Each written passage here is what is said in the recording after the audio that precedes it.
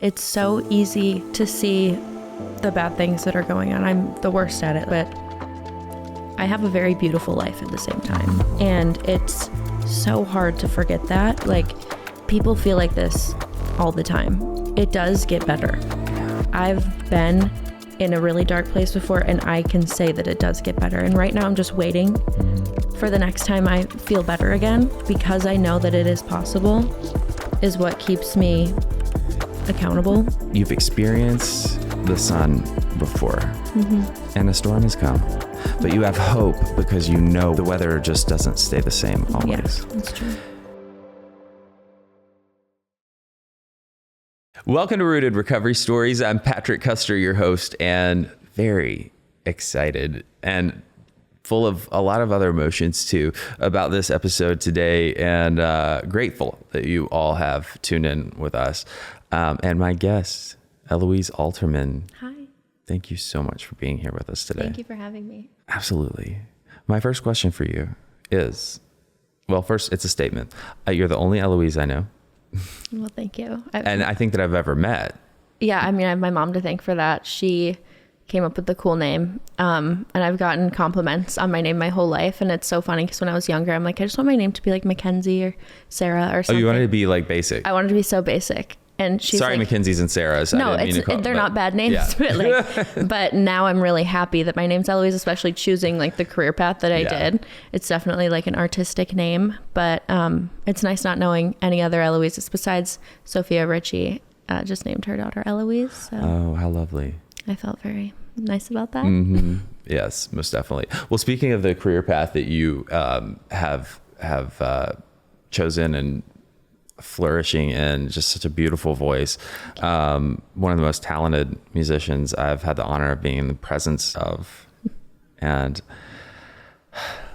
are you willing to share some of your music with us today? Of course. I mean, it's the only thing I'm really good at. So yes, I would love to share some of my music. I mean, I already want to challenge that statement, but well, I feel like I know that you're very good at music, so I'm so excited to hear, what you have to say.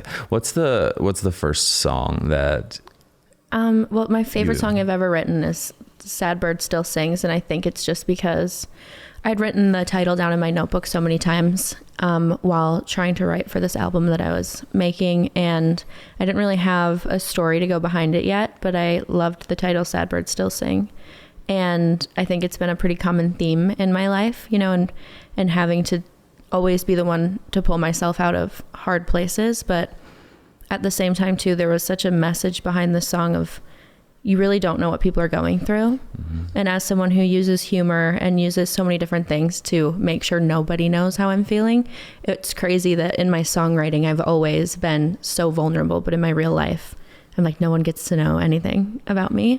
And that's probably the first song that I will show you. That one's out on Spotify and everything. Beautiful. Yeah. Let's take a listen.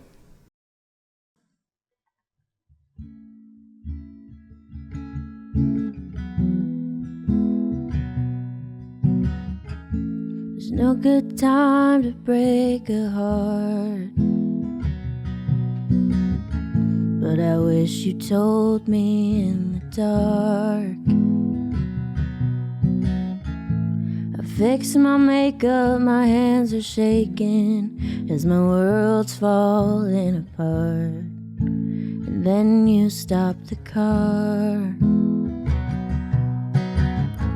pull my guitar out of the case. I paint the smile back on my face. It's always hot under those lights. I'm shivering tonight, pretending I'm alright. They don't know my sky is falling. They don't know my heart's unraveling. 'Cause the show must go on, and they all sing along to the sound of a heart breaking. 'Cause 'cause a sad bird still sings. A sad bird still sings.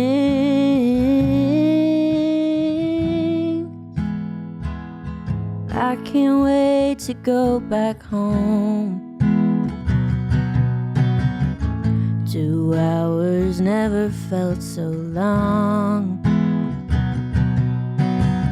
I feel like a liar singing love songs like a joker, 'cause they're all about you. And they don't have a clue, they don't know my sky is falling. They don't know my heart's unraveling. 'Cause the show must go on, and they all sing along to the sound of a heart breaking. A sad bird still sings. A sad bird still sings.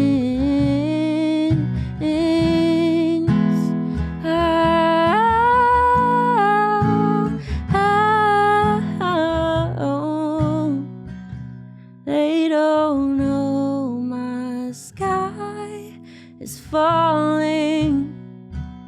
They don't know my heart's unraveling.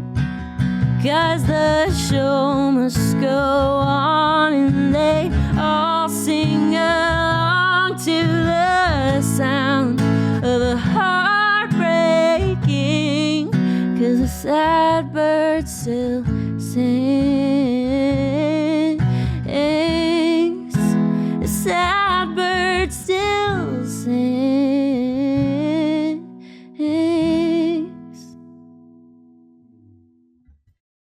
Wow. All the feels, and how not only I identify with so much of that song, the emotion that you convey in the vocals, but also the words. That's the best part about songwriting, is it makes you feel less alone when other people do hear your songs, in my opinion. Yeah. I'm interested to know, because you weren't always a songwriter and performer, like it had to start at some point. Yeah. Was that, when you started, was that the first time you began your vulnerability? Like, had you always kept everything inside? And yeah, I was a really sensitive child. I was obese. I was an obese kid, and I was very sensitive. And then, you're going through different hormones and stuff as you're getting older, and, feeling misunderstood, I think, is one of the hardest feelings to go through in life. And it was building up so much. And, my mom was always someone that would come to me and be like, what are you not saying? And then I would just start sobbing. But it was like someone always had to open up that door. And, as I got older, it's like you can't always have your mom come in your room and, make you open up and just say what you're feeling, because I think a lot of it so you would, if she pried, if she pried, yeah. Mm-hmm. Because it was a safe space with her. Mm-hmm. But, as I got older and more guarded, there was just nowhere for the emotion to go. And I think in situations too, where you feel like you didn't really have your piece, or you didn't get to speak on how it affected you, songwriting also has really helped me that way, because it's like an open letter to that person, and it's my side of the story. What's the first moment that you remember experiencing that feeling of not getting to say your piece? I mean, I think with, I was in a very close family. We were all very close in age, and we all dealt with things a lot differently. And when I was in first grade, I remember, there was a girl at school making fun of me and my weight, and I came home and I told my mom, and then the whole family was, like sitting at the dinner table, and I started crying, because we would do high, low, or whatever, like what was your high point of the day and the low part. And your mom sounds very emotionally intelligent. Like, were one or both of your parents My dad's not emotionally intelligent. My mom's no, but she, thank God, she is emotionally intelligent. Wow. Yeah. Okay. I'm a big fan of hers already. Yeah. No, she's okay. And you know, she isn't as like outwardly as sensitive as I am. I mean, I'm a Cancer. I've always been really soft and sensitive. So, you know, having two brothers and my dad and, you know, people in my life who aren't very sensitive or, you know, are a little bit more harsh.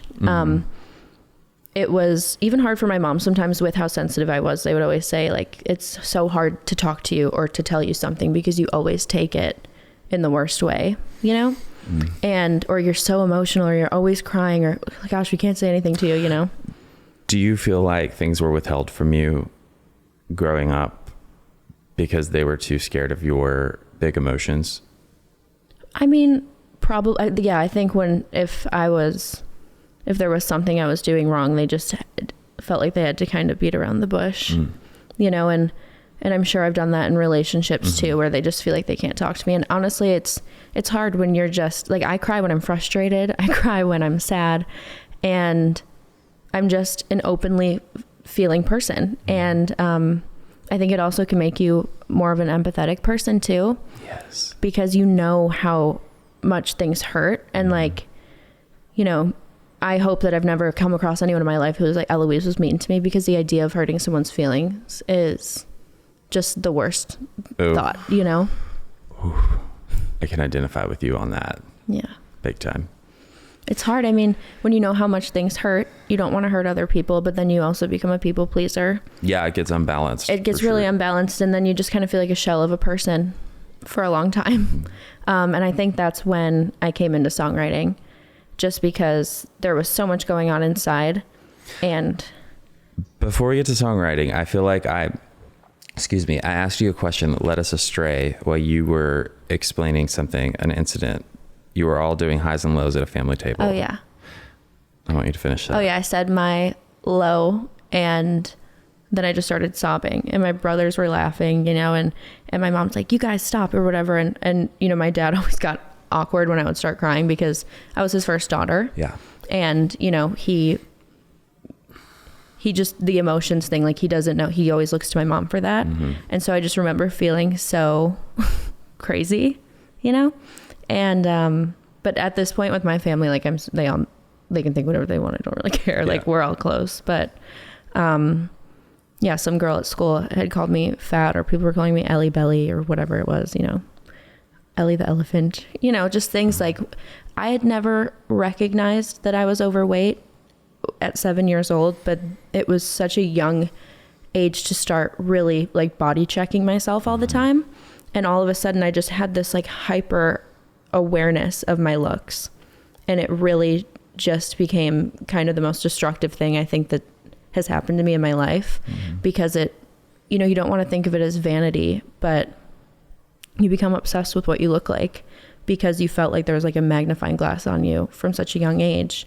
And being overweight as a kid, I mean, I wasn't like morbidly obese, but I definitely wasn't the size of all the other kids. And, you know, you have your parents who, all my siblings were naturally very thin and fit. And I just was not, I could not eat the same way that they did, but I did. And, you know, it was hard to make friends as I got older in middle school, and getting asked to dances never happened. And then finally I was like, okay, I'm losing the weight, lost all the weight, and had a bunch of friends, and guys were asking me to dances, and it was such Can I pause you really quick? Yeah. Okay.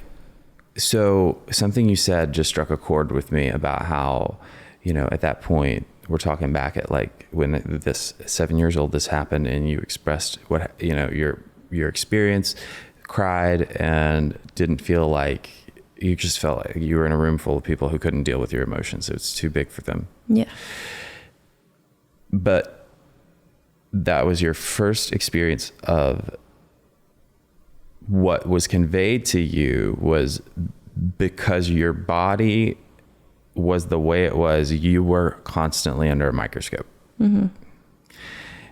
And while I feel like thus far, other than being a female, and I'm a male, right? Like that I can identify with so very much of this. And, but I'll speak to this from a standpoint of just asking you your experience. It has to feel like if everybody is looking through a microscope at you, if you're going to be safe, you've got to figure out where that microscope is and get your own little piece to look through as well. Right. And if you're not looking through it, you're not safe. Right. In reality, who all is actually looking through that microscope? Constantly. And it just became, I'm the one that became obsessed with making sure I was perfect, or just thinking everyone looked at me in such a negative way. And me and my dad growing up, like I'm built like him. My siblings are built like my mom. You know, he has a bigger bone structure. Like, he struggled with his weight over the years.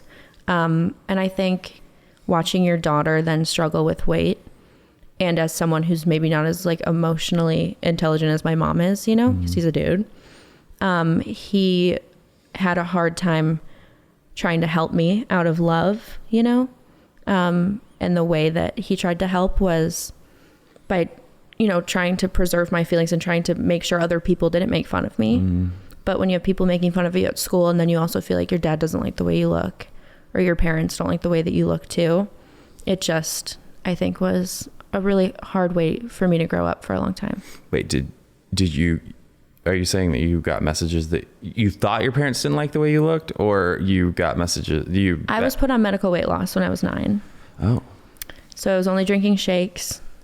I was bringing them to lunch at school. And, you know, I think things have changed a lot now with like kids being heavier. You know, at the time, like, there was the no fat diet and like low sugar. And so, you know, you see a kid who is eating too much and you're like she's going to be obese. Like, she's going to, and, you know, my dad was trying to save me from that life as I got older, because I was on a path that, you know, could have been super different. But, you know, when I would mess up, or if I would order something at a restaurant, you know, he would change my order to like fruit or whatever. And I think it's just, it made me feel so out of control that like eating then became a comfort. So it was kind of backfiring, you know. As a parent, I've never been a parent. I don't know what it's like to have an obese kid.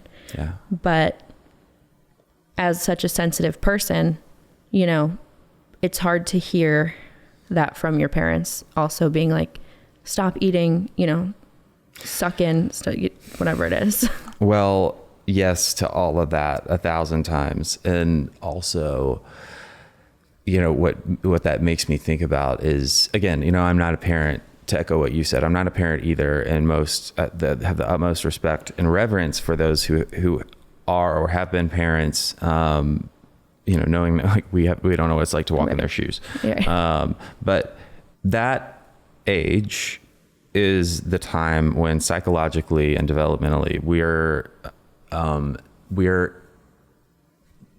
literally developing agency in the most basic ways. And those are the choices that it makes sense for a, you know, 8, 9, 10-year-old to make decisions on. Ordering at a restaurant, what I'm wearing today, you know, like those are the ages where agency first starts to develop for youngsters, and how crushing that must have felt to be in a place where you've either watched your siblings or your peers exercising this, right? Like, this is a kind of a rite of passage, something that feels normal for everybody. And yours is being muted because you're not doing things right. Yeah. And I think too, like, then going back to like, when you have your, like, my dad could have gone about it differently. I will say, like, when he gets frustrated, he's, you know, quick to say things that he maybe doesn't mean. I also, you know, I love him with all my heart, and was raised a lot differently than I was. He had a harder upbringing than I did, and there wasn't that like constant feeling of being loved that he gave to me and my siblings. But that being said too, you know, he's been with my mom just as long as he's been in that bad situation, you know, and he's been in a good situation now longer than he has been in a bad one. So it's hard when you want someone to kind of change the way that they talk to you or the way that they say things, but they're still kind of stuck in maybe the way they learned to love you. Oh yeah. So me and my dad, we've always had a hard time. He's one of my favorite people, but he's also one of the people that I get the most nervous to see when I go home, or if I gained weight, is he going to notice, you know, or is he proud of me? And you know, it's so hard because when I started losing weight, then he was being so nice because he was proud of me. And I think I just got this really twisted way of just thinking that you have to be really beautiful and skinny to be loved. And that's the best part of you. Mm-hmm. And when I signed my record deal with Atlantic, like, this is the craziest feeling too, but I signed the record deal and, you know, I started thinking about what's coming next for me and stuff like that. And all I could think about is, wow, this moment would feel so much better if I was skinnier, which is such a crazy thing to think about after your lifelong dreams have come true. But I just remember being like, okay, it's go time. Now we're going to be the skinniest we ever have. Like, how about, like, now you're going to make the best music you ever have. Yeah. You know? I mean, that's just, again, like the thing that goes on. And this is what I think is the generational trauma. Like you talked about how, like, the way that your dad was raised, and he was, you know, just to make this disclaimer, I'm a big believer in, I think in most cases, I don't know your parents, but I would probably wager money on the fact that they did the best they could with what they knew and what they had. Mm-hmm. And I believe that about mine. Yeah. But I also think that it's important for us to be able to talk about our experience in a way. And so just for your sake and for our audience sake, you know, as I'm, you know, talking through and asking you questions, making observations about, you know, like what I have about, like, your dad and what have you, it's not to tear him down. No. More than anything, it's the importance is bringing validity to your experience. Totally. And that of what I really believe is so many other people's as well. It's hard when you want to, when it's people you love that hurt you. Yeah. You know, because you don't want to. You want to protect them. You want to protect them. If you love them, and it goes back to the whole, you're a good person. Yeah. And if you're a good person, then you're going to love them. And if you love them, then you're not going to do anything. Then you're empathetic to their situation. But it also gets to a point too where you're like, okay, but what about me? Yes. And that's so hard to do. And I really struggle with that. Same. In my life. It's hard. And I get to good places all the time, and reverting. I love that you said what you did about your dad being the hardest person to see. Not because I love that sentiment for you, but because, I mean, your story is what your story is, what your story is.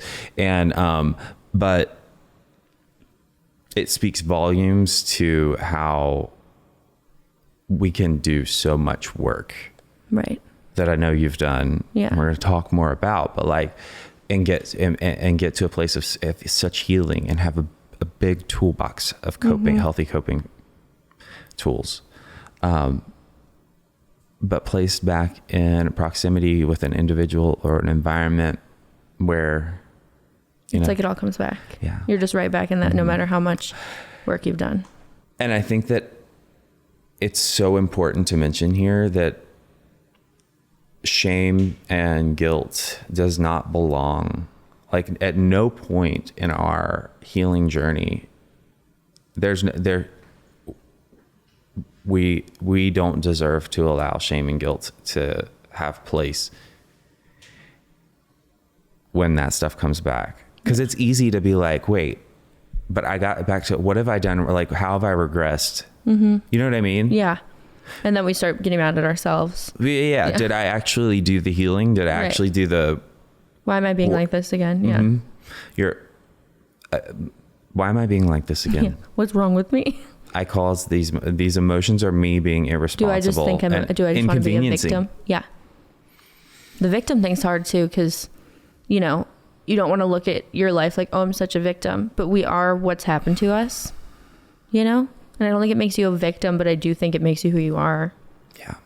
I think that's a really hard, you know, you see all these like inspirational quotes on Instagram and what have you about, hold on one second. I already know this is going to be one of those dry mouth days for me. So sorry, audience. Sorry. Yep. But, yeah, there's so many of those social media quotes out there about, not standing in your victimhood or whatever, and I just think there's such a fine line around, stuff that happens to us. And yes, we are responsible for our own healing, but healing isn't linear. Mm-mm. And sometimes we don't have access to the stuff that, like, whatever may help me in this moment heal. Like, you know what I mean? Like, the level of healing that you need in any given moment is a specific thing to advance to the next, but you may not have access to that in your orbit for whatever reason. So it might not be until 3 months from now or next year. Yeah. I mean, I hope that's not the case. You want to heal fast. I want to heal tomorrow. Like, I know, I want to be healed. It's like, so hard because it's easier actually to. Can we get this done already? I know. I'm like, can this be over? It's easier to not put in the work. I've found, and I think that's what I'm struggling with lately in my life too, because it's actually harder to get yourself out of a dark place than it is to just stay in it. And you would think, like, being depressed and feeling bad about yourself and feeling down all the time, you would really want to get out of that, but it's the journey to get to the other side that makes it just sometimes for some people just not feel worth it yet, and that's what's really hard about having to, really care about yourself. Honestly, it comes down to how much you love yourself and how much you care about yourself and what you want for yourself, and being able to access that part of you, because I truly believe that love for yourself and that light stays. Yeah. It's the ability to get to it and reconnect with it that sometimes gets so muddled and lost. And you look for these quick dopamine hits, whatever it is. What's that like? I can't relate at all. Yeah. It's like, what's going to make me happy right now? Yeah. And that's the problem, because then those things that used to make you happy right now don't make you happy anymore. And so you keep going more and more until you start do more of them, or you find new things. Or you find new things that are not good for you. Yes. And that are hurting you. And it's just because you're, like, really craving that serotonin and that dopamine that you're not getting. And that sucks. It really does. I love that you're bringing that aspect of it up, because for someone like me, who I'm, a recovering addict, that's a super common theme that all of us are like, anybody who's listening right now, that they're all doing the, church head nod, like, amen, I was doing like, it too. and we're also used to talking about that theme of, like, our tools of, like, emotional modulation from, like, self-medicating, especially post getting sober. Truly, because we're not using substances anymore. Yeah. But we all do. And I love the fact that I'm like, your story isn't, one that involves, being addicted to chemicals, right? Like, so you're a person that's not like that. That hasn't been a struggle for you. Which is a testament to, like, it's not just addicts. No. Like, we all have that need to numb, need to feel more because we're not feeling enough. Whatever it is, when the emotions are what they are and they're either too much or not enough for us,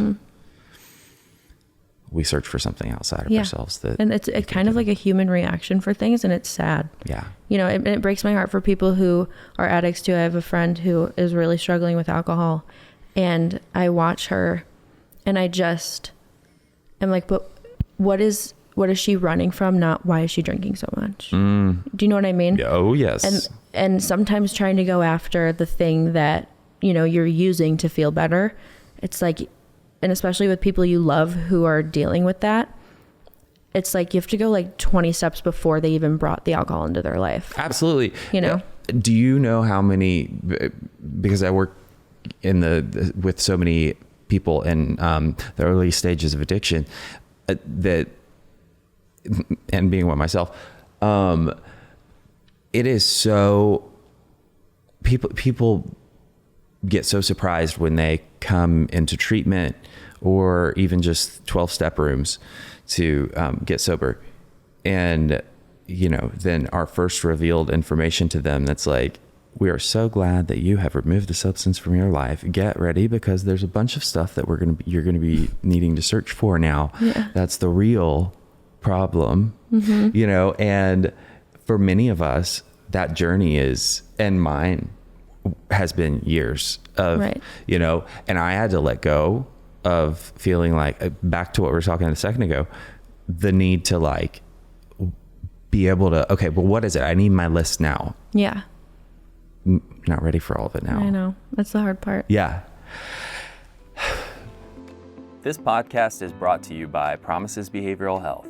If you or a loved one are struggling with trauma, addiction, or mental health, we are ready to answer your questions and help you take that next step. Call our admissions center at 888-648-4098 or visit us online at www.promises.com. Our team is ready and waiting to answer the call for help. So I wrote Seasons during a time in my life where I felt like I was watching everyone else in my life move on without me, in a way. I was having a really hard time getting over something. Someone had broken my heart, but also I was in a dark place and everyone seemed like they were over it and I was supposed to be over it by then. And I kind of just finally accepted that I'm just here right now, and the only thing left to do is just wait for things to get better, because time does heal. Even though it sounds cliche, it was the only thing that kind of just helped me get past it. So.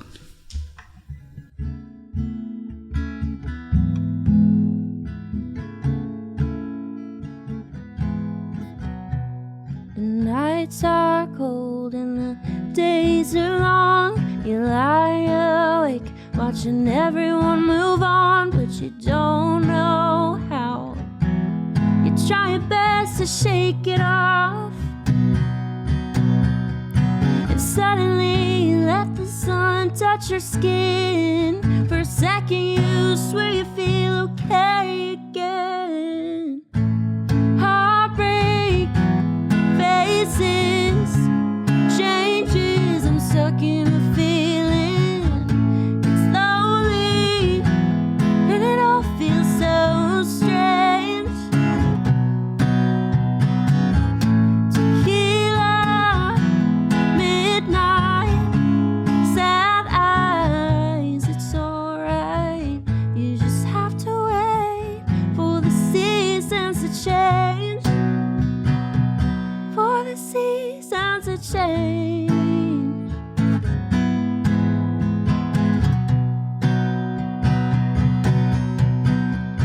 You miss the way that you used to be, your state of mind, insult to injury, and you miss someone. And you try but you can't shake it off. And suddenly you see the stars are shattering. Well, baby, there's no way to put them back again. Heartbreak faces, changes, I'm stuck in a feeling. It's lonely and it all feels so strange. Tequila, midnight, sad eyes, it's alright. You just have to wait for the seasons to change. For the seasons to change. Ha ha, ha ha, ha ha, ha ha, ha ha.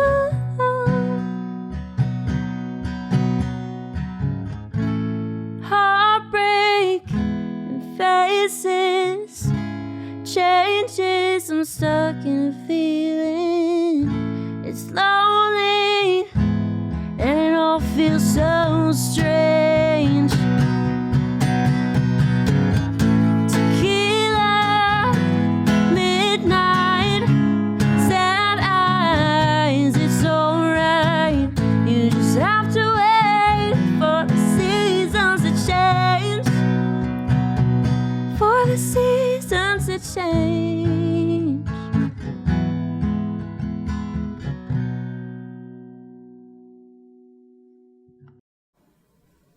Because I know there was a time that provoke isn't the right word, that, you know, inspired you to write Seasons. And, but I'm curious about, was the time when you wrote Seasons the first time you actually experienced that theme? Yes. Really? Well, first time in that experience of what I was going through. The theme of, okay, maybe things will get better, because before that I was like, this, everything sucks for the rest of time. But it was when I was starting to feel like the smallest percent of just optimism. It's like optimism had left my body for a year. And I was starting to feel like there could be optimism somewhere in my bones, but I didn't know yet. I love that. So, you know, what's funny is funny as in ironic. My brain wasn't thinking about the song globally, like the whole, as a whole, when I asked you that, because I was going straight to the, you know, I'm going through something that I can't see the end of, and I don't feel seen, and, you know, whatever. And when is it gonna, like, you, when you wrote Seasons, had the realization enough to know, like, I just got to hold on because time, you know. But I think what I was getting at is, like, where do you remember the earliest point where you felt that dark part, the first half of Seasons without the answer?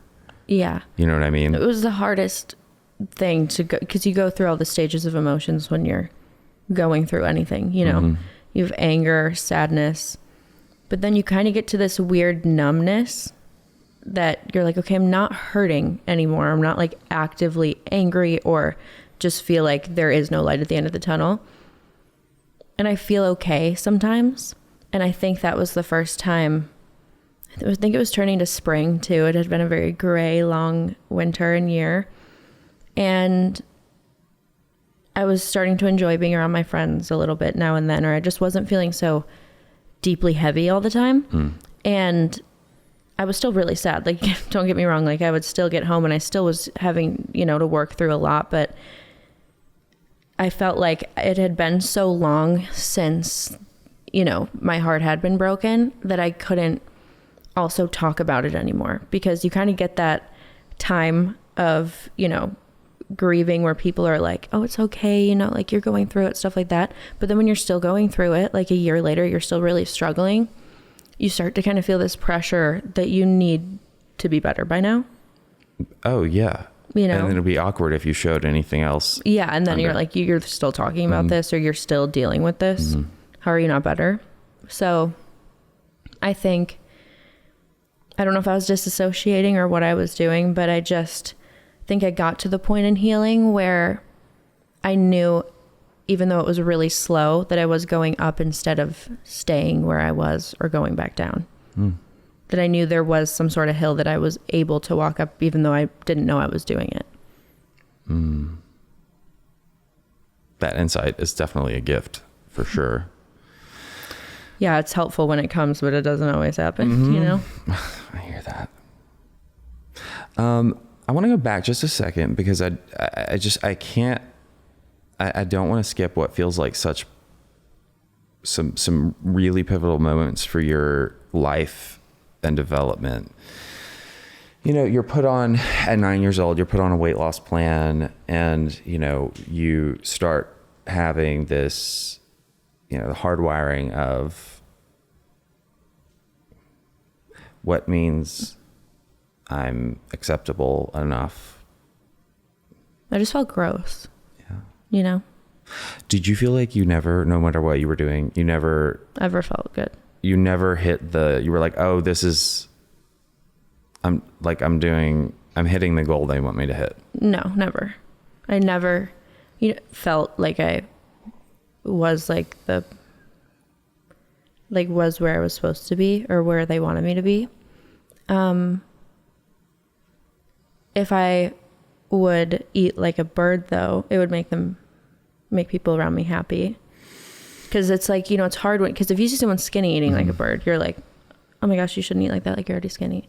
But like when someone who's bigger is not eating, it's like, oh good, she finally like learned what she has to do, you know? Yeah. And especially even at such a young age, like it's just, I never looked in the mirror and thought about myself like that. And I started really comparing myself to the other girls my age too. And that was probably where that cycle began, because I've always compared myself to people around me. And I've gotten better as I've gotten older. I understand my body type more. I also know that people my age now, like now that I'm in my latter 20s, not everyone's just like naturally skinny anymore. Like people have to start working at it. I'm like, yeah, welcome to the club. I've been here since 9 years old. It's not fun, huh? People are like, why am I gaining weight? I'm like, hey, it's been happening to me since I was 9. It sucks, right? Yeah. So it's like you feel a little bit more like you can relate to someone. But you know, my friends in middle school and like kindergarten and stuff, like they were sticks, you know? And I mean, I couldn't even like sit on the ground. Like, you know, where you sit on the ground in school and like, I was just like uncomfortable. I'm like, how are they all just like so bendy and skinny? And like, I just felt like a big hoss all the time. And, you know, my thoughts really started they started then and they've kind of stuck with me since. Like I've just always been grossed out by myself or mad at myself for how I look. What did all that teach you about love? That it was conditional, or that, you know, love comes easy when you're not annoying, when you're quieter, when you're pretty, when you're skinny, you know. You don't have big emotions. Yeah, and definitely when you're not sensitive or emotional. I love that you have, through whatever processes you've been through, you have today maintained, you know, a semblance of your emotions. They're, you know, they're intact. Yeah, and still because sensitive. A lot of people come out on the other side just like muted from that. Yeah. Are you still muted without your music? Totally. Definitely muted without my music. And that's... Well, so let me ask you this. You talked about in your family, when you expressed your emotions, your feedback was definitely that it was too big, you're too sensitive. So you started to dampen that. Yes. At what age do you think that was that you really like 9, pushed it down? 10. So right around that time that you were put on the diet plan and yeah. And so how long was it before you found an outlet, before you found music? I mean, I always loved singing, but I didn't really start writing until I was around 15. So there were a lot of years there where it was just kind of swirling inside of me, I think. I also just really, really felt annoying. I don't know how to explain it, but I mean, I have ADHD, I'm sensitive, I'm all over the place. Like I just really felt annoying and hard to be around. And, you know, it's hard when your parents also have 3 other kids and we're all very close in age. And, you know, then the second you come over to talk or something, or it's just like, God, go away, you know, because they're busy and, you know, they both worked. And I also, though, know now that like I love my personality now. Yeah. But when it comes to looks, I don't know how to not have that same voice in my head that I've had since I was a kid. I really don't know how not to. And it's crazy because I am an emotionally intelligent person and I'm really self-aware, and I'm nice to everyone that I meet, but I am so mean to myself. And I'm like, why aren't you nice to you? You know, you're the actual only one carrying on the things that happened to you when you were a kid. You took it over, you know? I think that there are a lot of different viewpoints on this, but I think that I think that there's 2, you know, a lot of people call it ED, a lot of people call it this or that. When I'm maybe not even just talking about like eating disorder or body dysmorphia specifically, but like the trauma response voice that is the negative, you know, talker to us. I don't think that it's just, I don't believe that there's one. And I don't think, especially with body, again, I relate so much. I've got me too, right? I don't believe that body dysmorphia ever goes away. I don't think so. It, subsides. We develop better tools, yada, yada, yada. Totally. And that voice, I think, remains. Sometimes it gets quieter. Sometimes it's a whisper. What I think helps is that we develop a voice that can have agency and autonomy that's louder and more influential over our mind and emotions than that. Yeah. But that like person inside of you never like goes away. Right. It's hard. And it can be discouraging. And we can also, I think it's so easy to forget when that voice pops up and is, for whatever reason, it's just there. Louder than any of the healing that, and it sometimes happens. Yeah. Because I already know this is the case. When did you start participating in behavior to control your insides and your outsides attempt to control your insides by controlling your outsides? I mean, I think 7th grade was for sure when I started like starving myself as a kid. But what's funny is no one noticed because I like have never been lengthy or skinny or bony. And so I did lose a lot of weight in 7th grade, but it was when boys were starting to become a thing and no guys liked me. And I've always, I think, coming from my dad and like, feeling like he didn't like who I was sometimes, that then when it's, when all your friends have secret crushes and these things and guys like them, but then they all just ignore you, it really hurt me inside. And I think it made me really glorify boys in general. And I would start just eating like 3 little pieces of watermelon at lunch and seeing how long, I could go and being so proud of myself if I didn't eat that much, each day. And I think, people do feel that now too, if they're on a diet or not, like you're proud of yourself at the end of the day if you didn't binge eat or something. Right. Yeah. But it was so young to be obsessed with that. And I started going for runs like around our neighborhood. Like I just grew up really quickly. Like I'm dieting and I'm exercising. Yeah. In 7th grade, like going on a jog with my headphones in, and making lemon water when I got home. Like it was just kind of, I was introduced to diet culture really early in my life. When did you start to have outward, like positive feedback from that? I didn't in 7th grade even though I had lost weight, like guys still didn't like me, which is always how I like viewed it, was once the boys like me, then like I made it, which is so weird now that I'm older. Like it just makes me, I'm like, ew, who cares? Right. Yeah. But I think that just comes with age. My freshman year of high school, I'd gained a lot of weight again. So I was back to being chubby or whatever. And it was around the time that everyone was getting asked to dances. And I went with my friends when they shopped for homecoming dresses because they were all hoping they were going to get asked. Because I went to an all-girls school, but there was a boys' school that would ask you to the dances. I went with all of them. Where did you grow up? Michigan. Okay. Yeah. I don't know any of the schools in Michigan. Yeah. Yeah. It's whatever. But that's typical of the all girls, all boys school. They pair up. So yeah.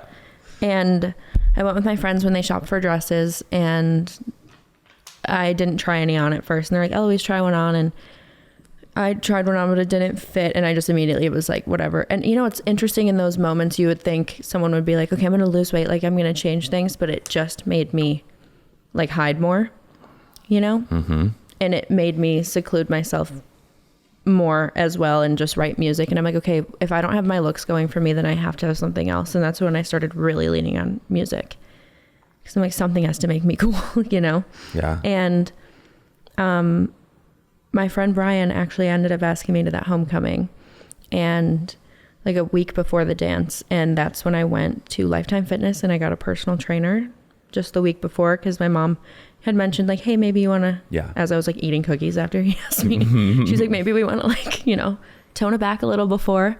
So I got a trainer, and obviously it didn't make much of a difference a week later, but I kind of fell in love with it, working out, which is hard now because I can talk about that later, but I really started to fall in love with working out. It was like a great outlet. And I went to the dance and I looked back at pictures and I hated them, you know? But around 3 years later, I'd probably dropped around like 50 pounds. I was like 111 pounds my senior year of high school. And that's when it was probably the worst. I was addicted to Adderall. I took it every day, but I had to for school. Had you started taking that medication that year, or 8th grade I started?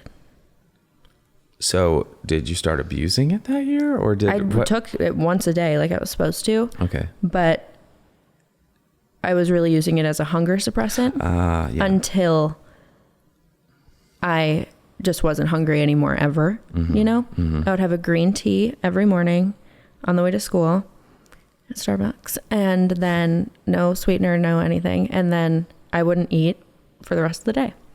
And then my mom would make dinner and have like 3 bites of salmon. I'd work out and then I'd go to bed. And I did that every single day for a really long time. And it's interesting because I had to eat like that to get to that weight. And it really proved to me my body doesn't want to be that weight. Like it's not natural for it, because for me to become that skinny takes not eating, you know? Yeah. And when I, mixed it with like doing all these HIIT workouts every single day, like I really saw a difference. Went to prom, and then high school was over. And, it's hard now too at this age though, because I look back at those pictures and I forget like how much I was hurting my body then. And I'm like, wow, I looked so good, and I think that's so horrible to say. And I'm glorifying something that, I would fall asleep every night at 4 a.m. and wake up at 7 a.m. to go to school. I was falling asleep all the time. Like I was not healthy, but your body can take a lot more at that age. Yeah. Than it can now. And I've found that. Right.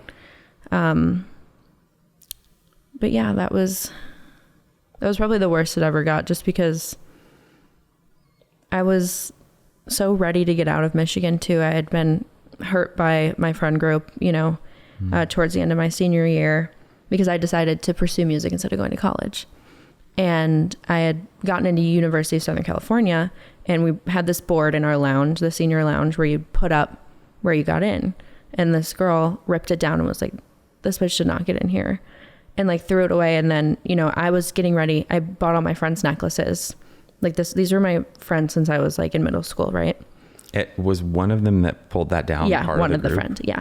And so I bought them all necklaces with their names engraved. So because I was about to tell them that I'm like leaving, and I had to leave high school early before graduating, just like a month or two early to get to Nashville. And I never had the chance to sit them all down, because I walked into school one day, I got called into the principal's office, and that girl and a bunch of the other girls had gone into like the principal and said that I'm skipping class and that I don't care about our class. And, they pretty much told on me. I had this deal between me and the principal. I was going to work in a studio during my senior elective every day, but I didn't have to come back for PE class. And I was not allowed to tell anyone that though. So they all come in and they say, Eloise isn't coming to PE. Like she thinks she's like going to do this music thing. She's saying she's not going to college. And this is a small all girls Catholic school that has a 100% going to college rate. And so when she goes into the principal, then they call me in and they're like, your friends came in here. They're really, pissed about all this stuff. And they said, you shouldn't go into music and it's not going to work out. You need to go to college. Like this isn't looking good for our school. They said, meaning your friends they were repeating that your friends told them that, or they're saying that and to they had the administrators? That my friends were saying that to the administrators. And they're just echoing the sentiment. Yeah. And then they had this whole discussion in psychology class when I wasn't there, how like crazy I was to not be going to college and that there was something wrong with me. Because in my area, truly not going to college was quite literally the craziest thing you could have done, especially going to these like really fancy schools. Like, and to be a musician, like all I heard was it's not going to work out. That is not a safe bet for your future. And so that was really hard after I was just about to move to Nashville by myself, and I'm 17. Wow. And the reason I had to go early was because I literally had to move into the place on time and start recording my first single or whatever. And So then I lost all my friends, besides a few stragglers, you know, and I left. And I started over, and I feel like I've been starting over so many times in my life because I get hurt, you know, that I just don't know what to do with myself. I just run away. Well, I mean, that level of abandonment, also, I hear you saying, I just run away. I'm like, well, geographically, sure, you went somewhere different. They all did. Right. Yeah, true. They all went to college. But who left who? Yeah. And why do you feel like I still feel this tinge of like, but I just, it still makes me mad. Like I feel you being mad, but also like there's some piece of you that feels, yeah. That's the part I can't get over. Yeah. And you know, then when I signed a record deal, I was like, fuck, right? Yeah. I'll show you bitches. And then when I got dropped, I was like, well, this is hard, you know, and you still feel all this judgment that might come through for all the people that thought you would never make it. Oh, sure. I mean, so having any level of visibility comes with all the things, like the inherent stuff that we know, right? So it just like more of a magnifying glass than you even thought, you know, and so it doesn't make that any easier, obviously. I'm curious, how old were you when the drop happened, and what did you do? What did you feel and what did you do? I was 26, which was only a year ago. And I cried. And my mind just said, it's over. It's over. Like, I mean, this is all I've wanted my entire life. And my mind that day, like I look back at like... Well, that and to be skinny. Yeah, that and to be skinny. It's sorry, I had to insert that. No, it's true. To be skinny and to be a singer is all I've ever wanted. But when it happened, I just, you know, looking back now, I'm like, I could have handled my heart so much better. And I feel bad for younger me because I feel like I didn't do her justice the way I've taken care of myself since. It was really hard feeling like you had all these people believe in you and then they just were gone. And I mean, they say it's the music business, but it just isn't that to me. It's been my entire personality, my whole life, you know? Right. The theme replayed from all of your trauma that had already been played over on repeat. Yeah. Yeah. And then they were just done. And, you know, I wasn't 20 or 21 anymore. I was 26. And now all my friends had jobs and lived in the city, and my development stage of, you know, when I would have gone to college and started my first job, like it was over. And now I'm 27 years old and I'm like, what am I doing with my life? And it's so hard when you love something so much, because it can also be the thing that hurts you the most too. And out of everything I've gone through in my entire life, it's been the hardest thing to come back from. And I wish it wasn't, because so many people get dropped. It's part of the industry. I get it. The financial stability doesn't help. Right. And that has been one of the hardest things. But then a year and a half of reaching out to people and no one responds, or releasing songs and they get like 2,000 streams, or just it wears at you and it makes you feel really not special anymore. And I went from not feeling special my entire life or liked, and then I felt so special when I signed. And then I was right back to this person I never worked on, I think. And she's worse off than she even was before that huge band-aid of signing a record deal and moving to LA and dyeing her hair red and doing all the things I was told to do, and the big budget music videos and, you know, media training and all the makeup artists. Like, it was really cool. It's a big band-aid. Yeah. And it was a really big band-aid, and it made me feel really loved and really liked. Of course. You know? Yeah. And then when I lost it all, it just was gone. How did you handle it? Not the way I should have. You know, I mean, I went into panic mode. Yeah. And, you know, I just was like, how do I make this work on my own? Yeah. And I threw every single spaghetti thing at the wall for a year and a half, and nothing has stuck. And I've tried building a community online on TikTok and all the things that, you know, that I was trying to do when I was with the label. But being honest has really helped to build that community. But it's so interesting because if I were to sign a record deal now, I don't think it would feel the same. Yeah. Because it's like that part of me I watched get really numb. She died. Like the sparkle in my eye for all of it left. And I'm trying to just find the reason why I love this again. Mm-hmm. Because what I loved about it was, I think, how secure it made me feel. But it was false security. Yeah. And I think from the sounds of things, it might have been a false sparkle. Yeah. Well, it looks sparkly from the outside. I know. Once you step inside there, that shit's not sparkly. When you sing, it's not a false sparkle. Right. When you sing, it's not a false sparkle. And that connection that is the key to unlocking. I mean, you said it yourself, like vulnerability, the only place where you find it and safety is through your music. Yeah. And also through, a day and age where people are so, hold on, I have to take a sip. No, you're good. I'm like, let me hydrate myself with this cup of dense coffee. But no, the day and age we're in where there's, so much divisiveness, all the darkness that we could talk about online, but there's music. I mean, like we're doing a podcast that people are accessing. There's a lot of light. There is a lot of light and a lot of goodness you can access online as well. And I think just like anything, it's a tool that you can use for good, you can use for evil, and you can use out of balance. But I just, the theme of like feeling like everything you worked for and all the value you really had was taken away from you and torn away.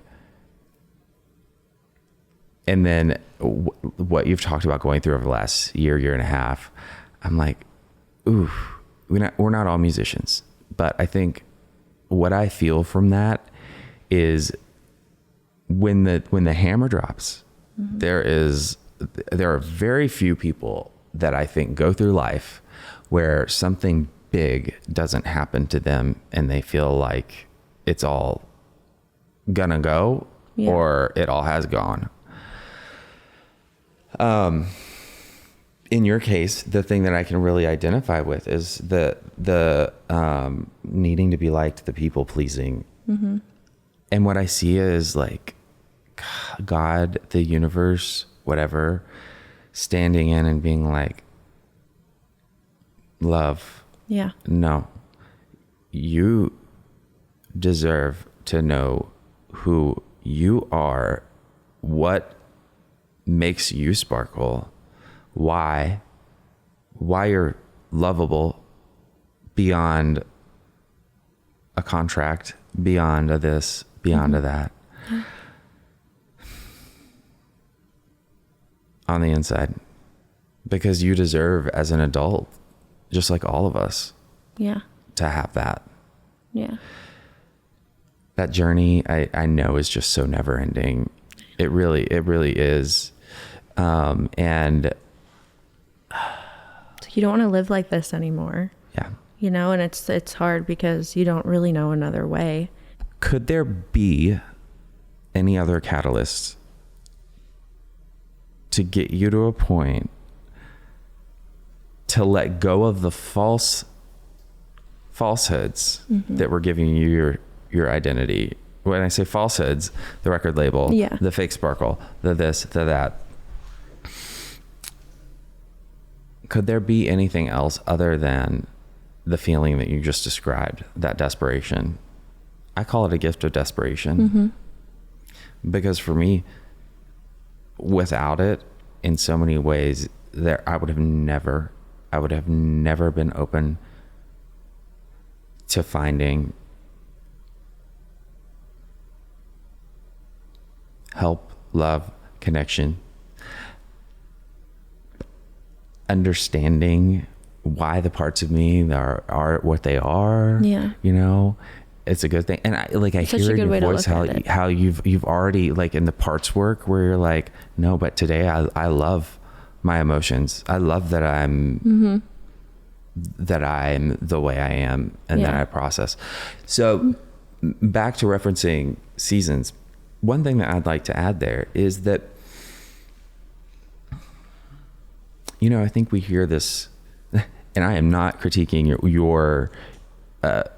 your words in this song, your writing at all, because this is a sentiment that we all feel and is like recycled over and over in our culture, that time heals everything, you know, move on, yada, yada, yada. Well, I believe that yes, as time moves on, one of two things happens. We let grief flow through us, and we actually feel what we need to feel in order to get to the place of light again, and be able to heal. Or we, like, one of those sneaky coping mechanisms comes in where we disassociate and or compartmentalize, Mm-hmm. and it gets stored up. Yeah. But one of two ways, we're in a moment as time passes where you feel better. Yeah. And so where I would like to like point out, I love that song, and it's a yes and. It's like, for me, it's a challenge. It's like, yes, time is going to pass and you're going to feel better. Let it be the one where you open your heart for that vulnerability and feel the feels. Yeah. Let it pass through. Don't store it up. Yeah. Just gotta feel it sometimes. And it's hard because, you know, everyone has a different capacity for feeling their feelings. And I think that's why we turn to different ways to just shut it off. Yeah. And Seasons is about me listing all of the ways I was trying to stop feeling everything. It's like, you know, late nights, midnights, you know, tequila, whatever it was, it's all these Band-Aids. Yeah. And I was like, at this point, like, I can do all of this as much as I want to, but the only thing that will actually heal me is time right now. And just sitting tight. Yeah. Have there been any other things that have helped in your healing trajectory from, I mean, like, you know, we talked about eating disorder, the times of darkness and what have you. Have you done like different like therapy before, or? Yeah, a long time ago. I would love to have therapy. Being completely honest, I cannot afford it right now on top of everything else. I'm trying to work on my music, and, you know, I wish I was putting my mental health first, but I've always put my career first, and I'm sure I could use therapy. I'm sure my whole family could use therapy, and then we'd all probably do better too, you know? You know what I'll add to that is, when we say therapy, I feel like we're cutting short all the things that are therapeutic. And we have talked about so many things that are therapy for you.